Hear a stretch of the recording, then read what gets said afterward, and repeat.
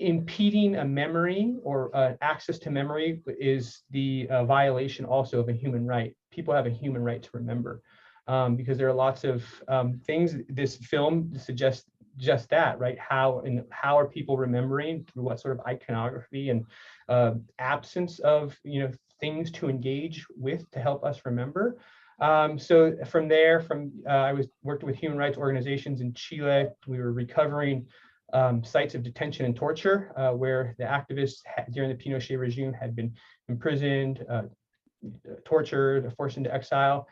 These toxic sites, and in the post-dictatorship era, they would recover these sites and make them into community centers, and to make them into museums, a community center to help tell the story of the human rights violations, but also community centers that gave largely working class populations skills in computation, skills in cooking, job skills, and so forth. So that was my dissertation. After that, my first faculty position was at a historically Black college, Hampton University. Hampton University was one of the first historically Black universities established. Of course, when it was established in 1868, it certainly was not a university. It was a trade school.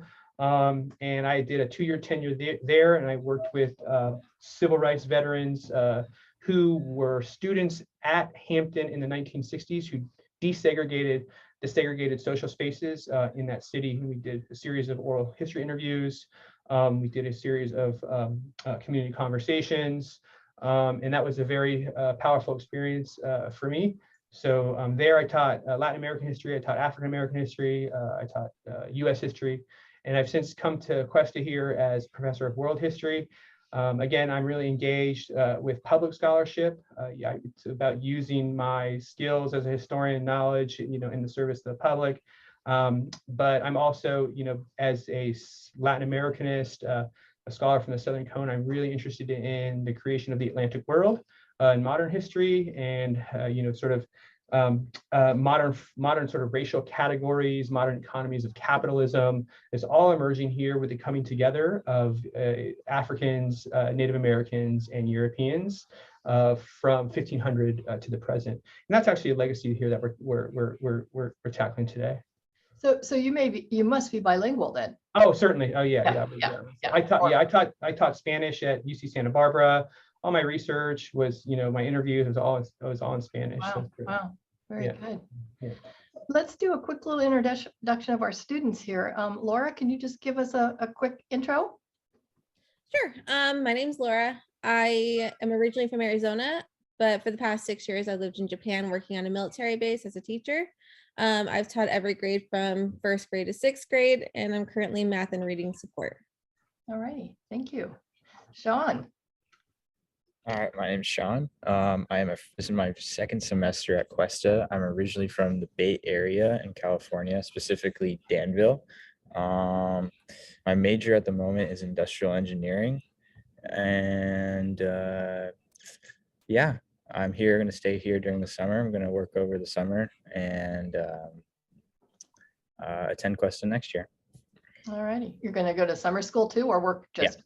Summer school as well. So I'll be doing psych and communications online. So. Oh, those go fast. Yeah. Mm-hmm. Okay. And Venus, and I know she's coming in and out. I don't know, Venus, do you want to say anything in the chat, or we can come back and do a short intro with you later when you're able to? All righty. Well, at this point, I think I'm going to turn it over to Zach. And I know that you guys haven't seen the movie yet, but again, it's more than a word. And it's basically looking at sports teams in the US and how they use or misuse American Indian stereotypes, logos, names, themes, all of those things. Venus, do you want to give us a quick intro while we've got you? Thank you. Sure, I can perception where I live. I'm a librarian for an elementary school for 3rd to 5th graders, and I live in Templeton, but I'm from the country. Previously, I was in Huntington Beach, California, but I love learning and things like that. I can't remember what I'm supposed to say for my intro, but I'm really happy to be here. And I find a lot of what you were saying about Chile and all of that stuff. I took a lot of classes in the Mexican art history and iconography, and all of that stuff was really powerful subjects in that topic at Cuesta. And I also took a drama class where we talked about El Teatro Campesino and a lot of the with that as well. So a lot of what you were saying, I really relate to from my other classes I just took in the last semester. So that's really cool. That's good to know. And that was probably with Michelle Craig, I take it. Yeah, it was. Yeah, Yeah. I learned a lot in those classes and I really enjoyed them. And I just have I love learning about everything. So it was really Yeah, great. Well, it's nice to know everybody. Thank you for your time. Yeah, it's really good. Because there's a lot to learn. There's certainly a lot to learn. Great, we'll turn it over to you, Zach. Yeah, so I have some prepared notes here that it's just about a 10-minute, sort of talk about the film. I also have a list of questions that I was going to pose because I was thought there would be people who've seen the film. It's okay. Oops. So what I'll do is I'll read through my prepared notes and I'll open the floor, to the participants here, and we'll see how this develops. Okay. And so I had, of course, an introduction, but I think it's really interesting. So Denise just said, she said I'm the sort of minority in my family because I'm not into sports, or I don't like sports, right? And Venus said that she really likes sports, and Sean, I don't know if you like sports, but Laura, do you like sports? No, I like sports. And one of the introductory parts of the film gives a historical perspective on the centrality of sports in American life. And it's a really sort of poignant part because it gives us context for the co-option and use of Native American imagery. And basically there's a historian, which I'll reference in a little bit, from Harvard, and he says, in the 1920s and 1930s, we begin to see the mass gathering of Americans around sports. But it's really interesting because the spectacle of sports is secular, However, the popularity of sporting events and coming together in the United States takes this really sort of quasi-religious experience, right? Where it becomes, sort of value laden, where people come together for connection and community, sort of, shared purpose and feelings. And we see that in American sports culture where, people become very, very attached, right, to the team, to people, other fans who they would maybe not even talk to or consider, right, in other aspects of their life, but they're coming together. And again, in this religious experience, in this sort of quasi-religious experience, which is really sort of interesting, again, because sports it's a sort of secular affair. So you have this interesting sort of contextual point about how this quasi-religious sort of feeling is going to also play into the sort of iconography of in culture of these sports teams, however, sort of offensive as they are, as you might well imagine, because that's the sort of center of our conversation. So it's really interesting to keep in context, what the sort of the centrality of really sports in American popular culture and identity. So what we've done here is we've convened, right, to meet and discuss this documentary, More Than a Word. And it's really, interesting on all sorts of different levels. And here's the professorial sort of aspect. Y'all have homework to do. So now you have to go read, you have to go, or watch this. And I also say, I'm going to conclude here in a little bit. When you watch the film, you got to take your notes, right? Like, don't, anything that you're going to sit down and contribute or commit an hour to, like, do yourself the service of taking notes. I don't think, in fact, I'm almost positive this film wasn't created to be viewed passively. So please, in fact, when you're doing your homework of watching the film, please do take notes. So More Than a Word is really important because it's written and produced and directed by the brothers Ken and John Little. And that's very important too, because Ken and John Little are Native American. And this convening that we've gathered around is just that, right? To discuss and to meet over this documentary.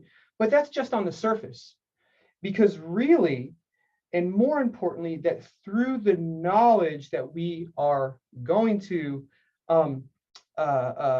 obtain, the knowledge that's within this documentary, More Than a Word, we're really convened here in a deliberate action to undo racism. That's what we're really here, right? And the mechanisms that produce and reproduce racism in our society. So in another way, we are convened here, the five of us, as part of a larger movement. And the movement is this. Go ahead and write this down if you're taking notes, right? There's a movement, or what's in a movement? Our movement is to undo the structural and pervasive systems of domination that exist in our society, to undo the structural and persistent or pervasive, you can say persistence, however, right, systems of domination in our society. We are part of a movement to make an anti-racist society. That's why we're here. So in no uncertain terms, the creation of the film, through its, think about it when you watch the film, historical, sociological, cultural, political, and environmental analysis of perspectives radiating from Indian country, as the commentators describe, and its viewing, that's us viewing it, are anti-racist acts. Acts, I would hold, that are sorely needed to counter past injustices as much as current practices, as demonstrated in More Than a Word. So it's also important to know, especially for those who haven't seen the film yet, More Than a Word refers to more than just the racial slur, the R word, that was once lionized and so commonly used by the cult of fandom surrounding the Washington football team. Now, very recently, and let me say, and probably I'm not the only one, I'm not the first one to say, that finally coined the Washington Commanders. And again, we have to understand that word, that is a racial slur. It's akin to the N word, right? The R word.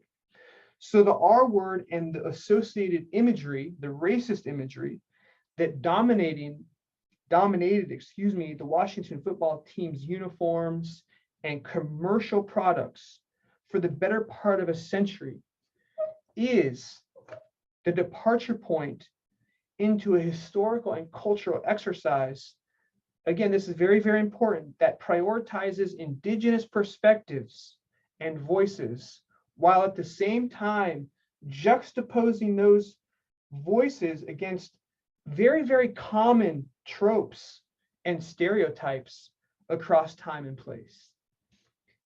For me, as an historian, there's all the narrators, it's a brilliant film.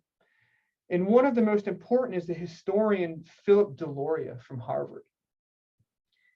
And for me, and what he suggests, right, what's really, really at play here is nothing less and nothing more than a legacy of colonialism. That's what it is, right? These are common tactics of settler societies to at once force a foreign culture on an indigenous group, while at the same time co-opting or appropriating images, ideas, iconographies, and all the rest that at its best offends and degrades, and at its worst acts in the service of, go ahead and write this down, cultural genocide and erasure. So that's very, very important to recognize that the imagery that is employed or was employed for the better part of a century on the Washington football team's logo and commercial products, and the R word associated with that, that is a legacy of colonialism. And that colonialism is alive and apparently well and well funded and well defended. And that should give us pause. Because that though the European conquest began of the Americas some 500 years ago, that process still continues. We are not post-colonial by any means. And I'm unsure that popular imagination or popular culture or popular ideas or popular history circulating in today's public sphere is attentive to this. And that's why this particular film is particularly important. It shines a light on the colonial legacy that exists today. It's also very, very important to recognize the roots of the film are rooted in activism. The filmmakers, Ken and John Little, spoke at a conference at the University of Minnesota about the origins of the film. And the two, I believe it was in 2014, attended a rally in Minneapolis to protest the use of derogatory and degrading imagery in the world of sports. And the filmmakers were impressed, themselves Native Americans were impressed by Native turnout, and noted that if they had not attended the rally in the first place, then the film most likely would not have been made.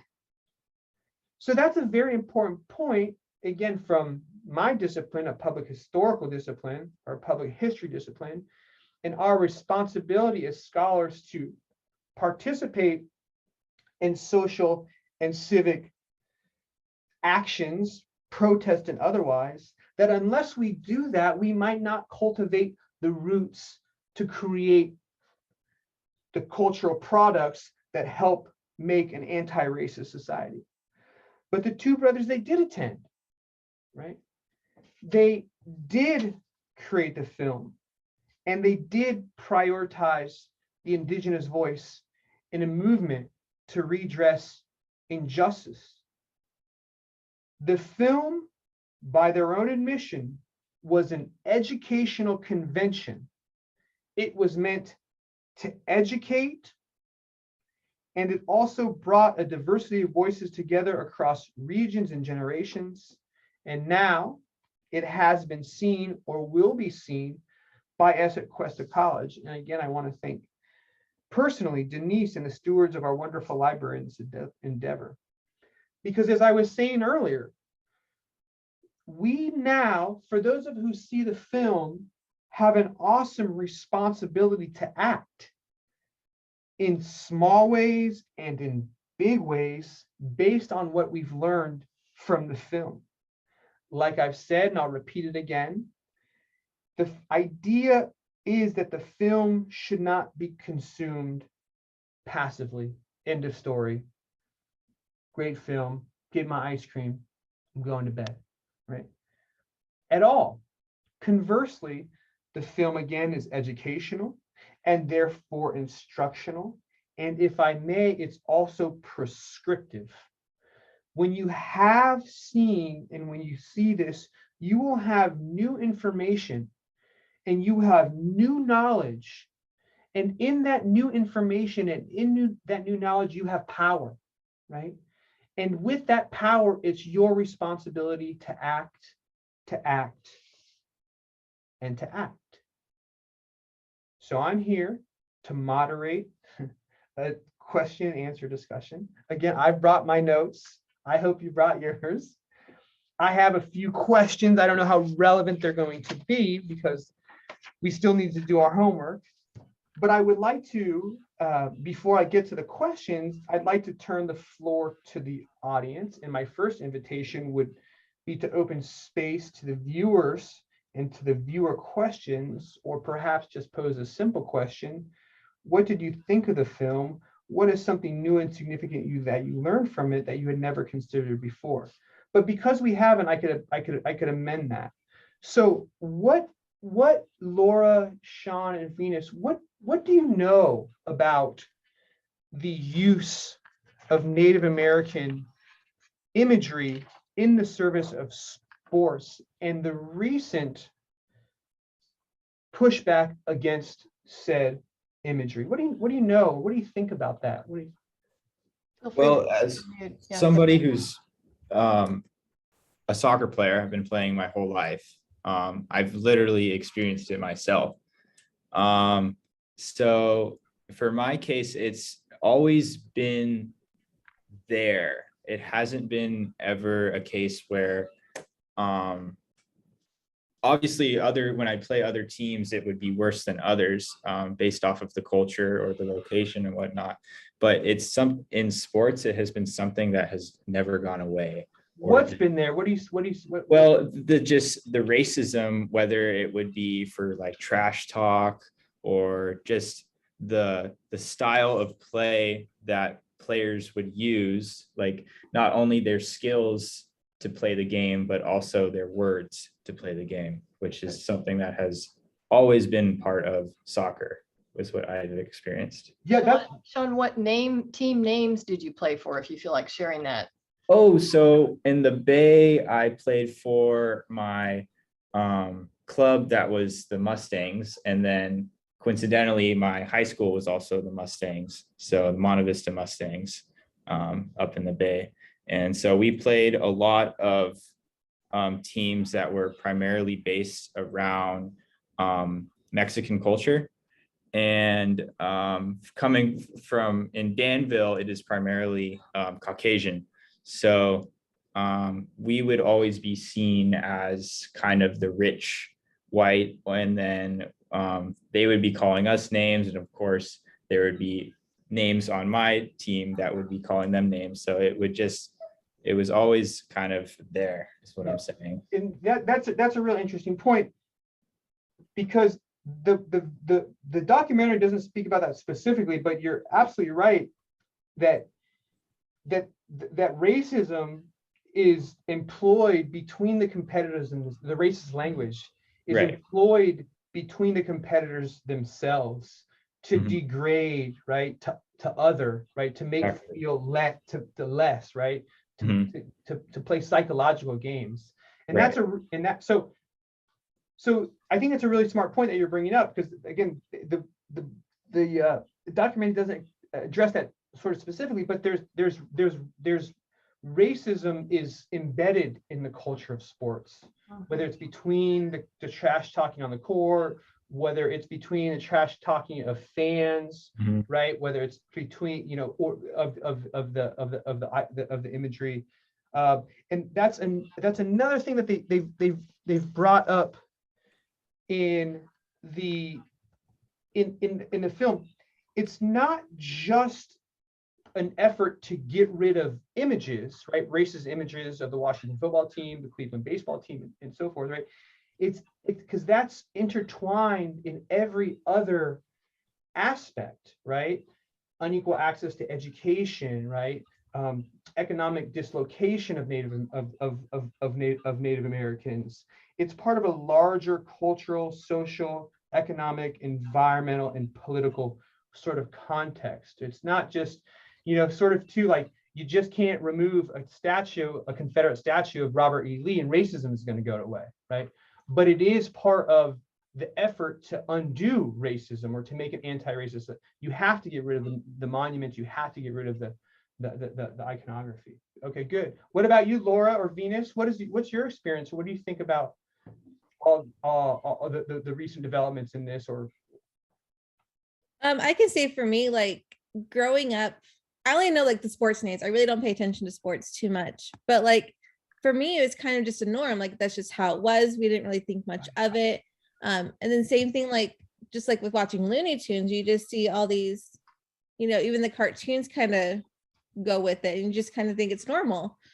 But as we're talking about this, I'm thinking about like in the past, like early, probably 40s, 50s, 30s, they would have cartoons too of degrading other cultures and how we've changed since then. So I think it's interesting to see now how we're adapting now to changing other cultures as well, and how we're seeing the bad views of it. So good, yeah. And there, the historian Philip I think Philip Deloria is his name. Yeah, Philip Deloria. He's I don't think he might be Sioux. And he's Native American, and he was saying something to the fact that he grew up with with all this imagery in sports, and he never really thought much of it until he got a little bit older, and the more he thought about it, the more critically engaged he became. And then he came to this point where he said, this is so wrong and so offensive. And once he got past that sort of normalization, you can't go back, because now you understand the sort of you're unpacking all the sort of that the complexities within that. So I think that's the two very smart things you brought up, right, is people believe that this is sort of normal. It's been normalized in all sort of cultural forms, media, song, logos, right, even bodily functions. If we think about the quote unquote tomahawk chop, I mean, this is all it's all connected together. And there's another thing too we have to think about too when we think about how things become normalized. Some of the defense, there are actually in a second, how are some people defending these racist images? There's this idea of, oh, it's tradition, right? Or there's a tradition of X and a tradition of Y, there's a tradition of Z, right? But the thing we have to understand, tradition is invented, right? We invent tradition in our songs, in our rituals, right? In our normalization of things. So that's one really smart point. And I think also too that you're bringing up, because of films and discussion sessions like this, right? We are challenging, right, these quote unquote normalized or accepted views, and we are adapting to them, because we see how meanings of words change over time, right? And we could see all this. We could like, if you think about Chicano, right, or queer, how these were once very, very pejorative terms, and they've been now turned upside down as terms of empowerment. We've seen our values and attitudes also evolve. So I think that one of the things we have to think is like nothing is ever fixed, right? And that's also too in my sort of field of memory studies. When we see like a monument, right? There's this idea that the monument is fixed, right? Because that's what monumental history is. They want to preserve something that's great in that time for whatever reason. But what happens is the values and ideas around that monument will change, right? Again, over time, different contexts, right? More information comes about. So this is very good. And what about you, Venus? Do you have any ideas, or what's your sense of all this? Well, when I was in high school in Huntington Beach, we were the Vikings, and we always played people like the Eagles and the Chargers and the Oilers and all of these down in Huntington Beach. And then moving up here, we were always Greyhounds or Eagles or Mustangs or Cougars with Cuesta. So it's either animals or I was the Vikings. But I think for me, like when I've been to several different Major League Baseball stadiums. That's my main sport that I like to watch. And when we went to the Atlanta Braves, I remember feeling so uncomfortable with all of the symbols and the imagery and the tomahawk chop and the chants and all of that. And growing up in California, where I was like, I'm part of a New World Baroque orchestra that kind of honors the Salinas, and we do a lot of music with them, and we and Chumash, we work together and perform concerts together where we kind of talk about the history of music in California at all the different missions, but in a way where we kind of say, okay, this is what these are like the missions, and this is what it was for the for the Native Americans, and we kind of do a joint concert, kind of bringing awareness to people with that. And so when I was in the Atlanta Braves stadium hearing this, and I was like, oh my gosh, how can this even be? Like, how is this like allowed? And I was actually talking to somebody, listening, and they're like, oh, well, we're honoring the Native Americans, and there's such fighting spirits, and they're strong and they're brave, and we're proud of them, and that's why we're doing this. And I'm like, yeah, and so that was their defense. And I was like, I can't really, wrap my mind around that, because really what they're doing is they're putting their perceived notions of what stereotypical Native American brave, and they're trying to honor that in, I think, a very European colonialistic way, much like a lot of the Spaniards did when they came to Mexico, and they took over a lot of the beliefs and tried to turn it like, okay, the Virgin de Guadalupe, we're going to make it so that we can have that be, we're going to wrap that around and connect with the people that way, and bring our religion to them and connect it in that way. And so I feel a lot of similarities with that. But I was really interesting to hear everyone defending their mascots and saying how they're actually honoring them. And I was like, and that it was all about like, I don't know, it was just really uncomfortable. And I was like, but I was also curious about this movie, because I know it's talking about the Washington team, but I was wondering if they were going to address any of the other teams in major league sports, and then if, like, why are some sports still allowing things like the Atlanta Braves, whereas other teams have, like the Cleveland Indians changing to the Cleveland Guardians, which is a new thing this year. So I don't know. I was just really interested to hear about that and to hear what they had to say about it. Yeah, you've unpacked everything, but Denise, do you remember what they said about, because that was one of the big tropes that people use, that we are honoring. What Denise, do you remember what they said, what the rebuttal to that was? Well, like you said, in the movie they interview 5 different just diehard Washington fans, and they pretty much all say the same thing that Venus was talking about the Braves. They talk about, oh, it's a tradition, it's been for so long, it doesn't affect anyone. And to my knowledge from the film, I don't think any of the people they talked to were Native American. There are other fans of other backgrounds and races coming and going with their jerseys on. And some of them took the liberty to say, oh, Native Americans don't care. But I thought, well, have you asked? And they do talk about a couple polls that got some information. So yeah, there wasn't really a good rebuttal. I mean, there wasn't a good defense. There was the tradition, it's an honor, it's promoting, Native Americans, people learn more about them this way, or something like that. Yeah. So you had to step back a little and say, that doesn't really scan. I do have one question for our group here, and if you're not comfortable answering this, don't answer it. It's not meant to be intrusive. Does anyone here have Native American heritage, or maybe their spouse or their girlfriend or their partner or in-laws? Yeah, I don't. Venus?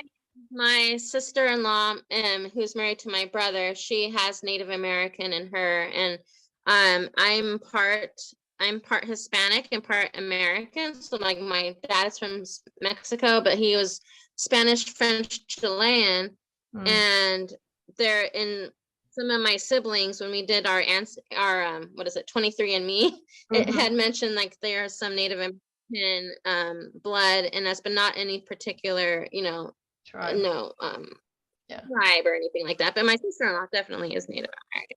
Well, one thing that comes out, I think, in this movie and also in the Tommy Orange book is the sort of thought, the stereotype that Native Americans don't exist anymore, that there aren't any around. I don't know any, I've never met one. No one told me they were. But actually, if you are in a space like this and you can ask someone, you'll find that actually there are, it's generations ago often, or maybe it's, one generation ago. I have a good friend. I remember when we first met them, it came up that he has Choctaw background. And I thought that, wow, I've never met anyone who's told me they have, and this was some years ago, but really I was wrong. It's just more that folks hadn't shared that, hadn't felt comfortable about sharing it. Maybe they hadn't done any genealogical research. Maybe it was like a thing you didn't want people to know. So that idea of Native Americans, Indians, Indigenous are invisible and don't exist anymore, that's really not true. Yeah. Well, like I Yeah. was saying, we work with the Salinan and Chumash and other tribes in our area, especially in San Miguel and other areas when we do our music concerts together. And we have several days. And we have, even at our school, we have a coworker who's Native American, and many of our students are Native American as well. So it's definitely around. Certainly. I just want to go back to what Denise was saying and pick up on, we've really opened it, Venus, like you've almost seen the documentary. One of the justifications to continue using the racist imagery in language is that it's all about honor, right? It's all about honor. We're honoring. And there was I think Amanda Blackhorse. And I wrote it down in my notes, going, you write them down. Oh, she was involved with the lawsuit. She was. One of the activists. Yeah. Yeah. And she said you can't force honor on people. You can't force that honor on me. That's my position. Mm-hmm. So that's a very strong, what I would argue is a very strong rebuttal to people who think they're quote unquote honoring, or it's all about honor. You can't force honor on me. So that's one, very sort of important perspective. And the other thing too, when we think about, I think maybe Sean had brought this up, and Venus, you're certainly hitting on it.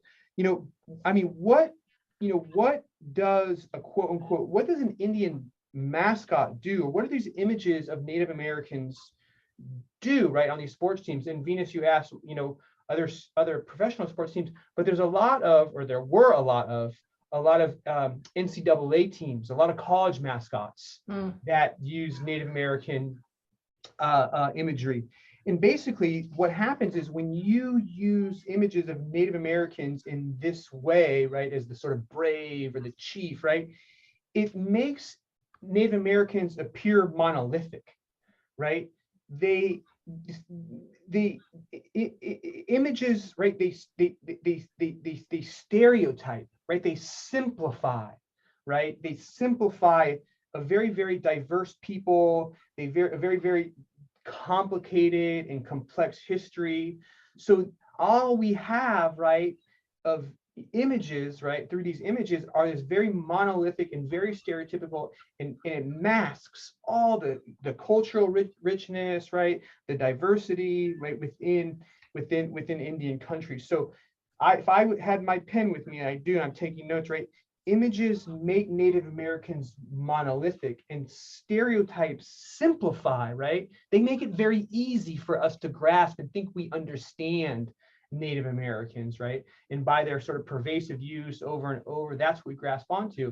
And then another thing that's really, really important in the film that I think that everybody will appreciate is, like, even some of the, I can't remember the individual speakers, but they were at the first, it was the first Native American Comic-Con, right? This comic convention in New Mexico. I think it was in 2018. You have these cultural producers, right? Native American cultural producers.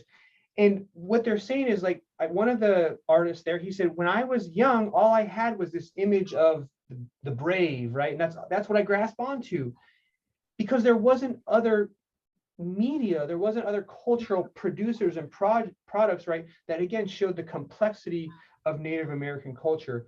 So there's now the Native American Comic-Con that meets annually, right, in an effort to create cultural material, culture in general, cultural art, right? That gives a much more diverse view, a not simplified, not stereotyped sort of view of Native Americans. So again, when we're thinking about like all the ways to combat, right, racist imagery, right, it's not just like through legislation, it's not just through the removal of, you know, a racist imagery, right, but it's also through cultural production by Native Americans themselves. So there's that, and there was one other thing I wanted to think, but Zach, if I may just jump in, there was something that I thought was really interesting in the film is they talk about the history of the use of the word, and I'll use the bad word, the R word, the redskin. And I didn't realize that. I mean, I know it's a slur, it's a negative word. Yes, it's been a logo. Yes, it's been a sports mascot. But they go back in history and look at primary source material like ads or newspaper articles or whatever. And the word meant more than just a derogatory term. It talked about a time period in different states and territories where a scalp of a dead Indian, which was a red skin, was you got money. There was a bounty for that. So it's not only a negative stereotype, it's really talking about a dead, murdered person for a bounty. So it goes even deeper and more offensive and hurtful, I think. I wasn't aware of that etymology, so. And there's one more thing came back to my mind. What's really interesting is that historian, he identified 2 times in American history where Americans' identity, the idea of being an American sort of changes. I mean, I think it's ever evolving, but one is the American Revolution, and then one is the dawn of the 20th century, where you have this like this tension, because there's all these like changes in the technology and the economy, and we're becoming modern and people are becoming uprooted. So, and during the American Revolution as well, basically it's saying that mainstream, you know, sort of Americans, Anglo-Americans, right, when they're one, gaining independence, well there's a search for authenticity, right, and they turn to Native Americans, right, and they appropriate Native American culture and images, right, to claim the sort of authenticity in times of tension or in times of change. And this is a really important point that the historian brought up. During the American Revolution, right, the Patriots were fighting against the British, and one of the justifications they were fighting for the independence, what were they claiming? That they were claiming that they were indigenous to this land, right? They were born in the land of the Americas, right? And they were sort of, again, claiming indigenous authenticity, even though of course they were part of settler societies. So there's this idea and tension between the appropriation, or why mainstream culture appropriates Native culture in times of sort of tension and change. It's this sort of grasp of authenticity, right? This looking for something of the past and changing times. But anyway, I just wanted to sort of bring that to your attention, because that was a sort of pivotal point to understand a claim of authenticity and using Native Americans for that. Go ahead, Venus. I was just gonna say, I thought it was really interesting that it's not just the United States that uses this imagery with the Native Americans and their stereotypes and stuff for their mascots. I know I have a friend in England, and they have the Exeter Chiefs, and he runs around with a tomahawk and feathers. And then I'm sure there are other teams that have mascots like that as well. And I think it's because they think it's, because of the cultural appropriation of the Native American, imagery with like cowboys and Indians and all of that, from just kind of grows being, where from, the United States. So I thought that was interesting too. Mm-hmm, certainly. Well, Denise, I think we were doing well on time. We've done well for, of course, Venus, Sean, and Laura do have homework now, but. one thing before we do wrap up, or after we, or maybe this is a good time for me to just do a quick screen share and remind people how they can get access to the film. Shall I do that now? Yes, please. Yeah. Okay, so hang on, let's share screens. So, and I'll put this web address in the chat, but this is our library events page, and this is talking about how you would get a ticket to the Tommy Orange author event. And again, it's if general admission is $5. If you're a student, you get to go free. You just need to email our secretary here and say, I want a ticket, or I'm bringing 2 other friends, I need a ticket. And you have 2 ways to watching it. You can either watch it as a simulcast. We'll do a live simulcast with the author and broadcast that, or you can go in person. And also probably we will be able to have the tape of it, the recording up for 1 month after the performance. That's the deal with our contract with the author. And then here's the bit about the film itself. So it's an Eventbrite sign up, and then you get a notification from them as to the link. And if you have trouble getting the link, I'm a little worried about our Eventbrite thing. I don't know. Anyway, I won't go into that. And you can also contact me and I will give you the link direct. And that film is available through the 15th. And I'll put that in the chat.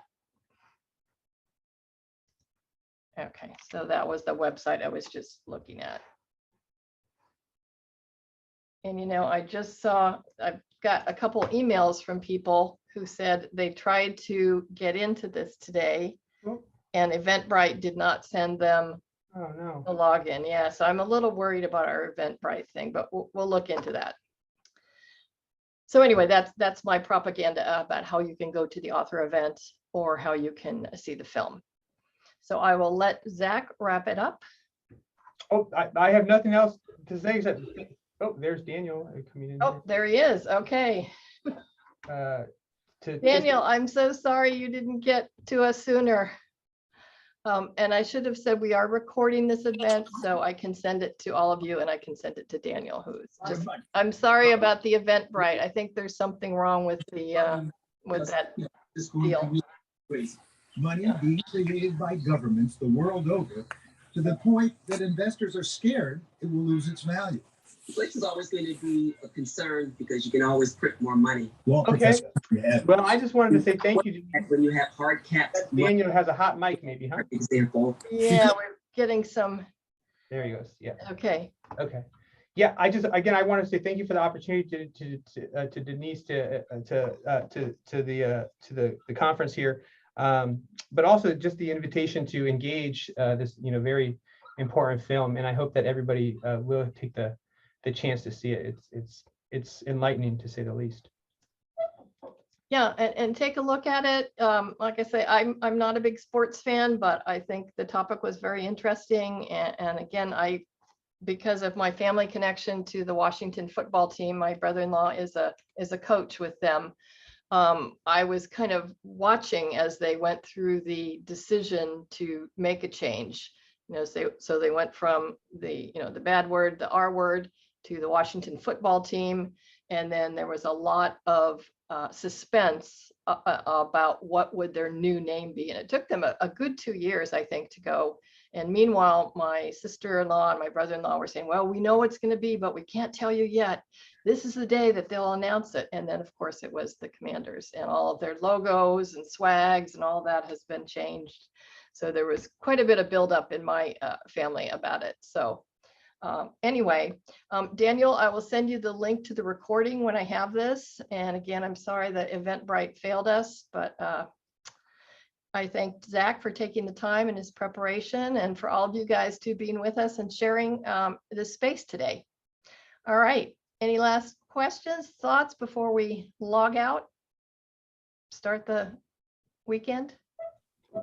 Thank you. Oh, Thank you all. Thanks, Denise. Thanks for coming. Thanks, Laura. Thanks, Okay. John. Thanks, Venus. Thank you. Thanks, Daniel. Take care, y'all. Laura. Bye.